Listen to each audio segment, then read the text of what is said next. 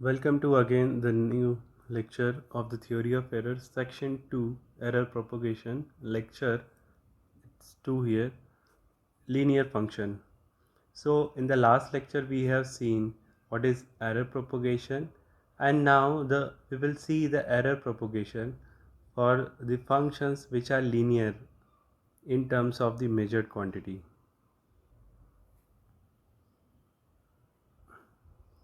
We will see for the case, we are just making it in the case 1 and the case 2. So the first case 1 is the linear function. We'll see for the linear function. So just see here, x is a measured quantity, y is a newly calculated quantity, and the y, or you can say the function of x, as y is a function in terms of x, ax plus b. So y is linear function. Here we are, first case we are deriving things for the linear function. So y is a linear function of x, and a and b here are known constant and without error. We are assuming that.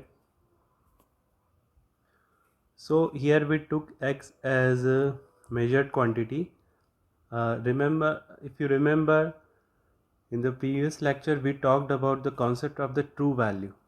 So if we assume that xt is the true value of x, true value of x,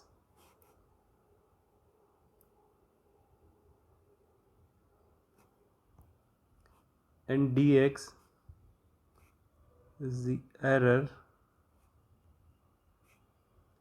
in the x, then we can write x equal to xt plus dx. So here x is the measured quantity, and suppose you know its true value xt, so that true value plus the difference, that dx is the error, if you know the error. Okay, so that you can represent x this in terms of xt, xt plus dx.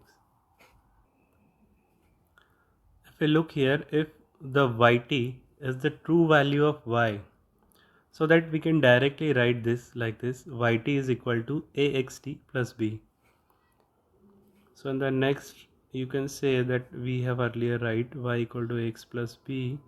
I am putting the value of x from here, that a x is the true value plus dx plus b, and now y equal to axt plus a dx plus b.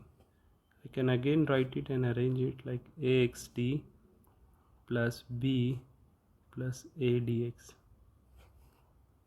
So here now you can see that this term axt plus b here is equal to the yt, then the y equal to the yt plus a dx.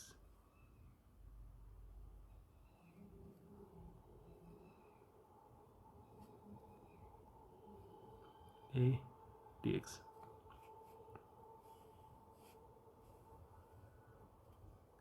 So look here carefully, that y is a computed quantity is equal to the yt, that is the true value of y plus a dx. So what we see here, that dx was the error in x, and now the error in y, error in y is, you can write error in y is a dx. So this much of the error now has been propagated into the computed quantity y. If dy represent the error in y, then dy equal to a dx. If we look closely this term, so if I write the very basic equation y equal to ax plus b, and I differentiate this, with respect to the x, what I will get, the dy by dx is equal to the a.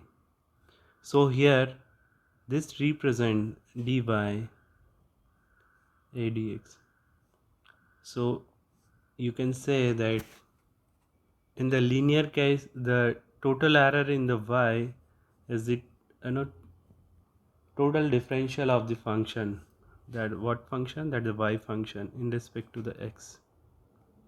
So this is only good for the linear function, but for the non-linear function this thing does not hold, and we will see in the next lecture how non-linear function we derive, and what are the what difference will be. There will be a certain difference compared to this, and we will compare it with this equation for the non-linear.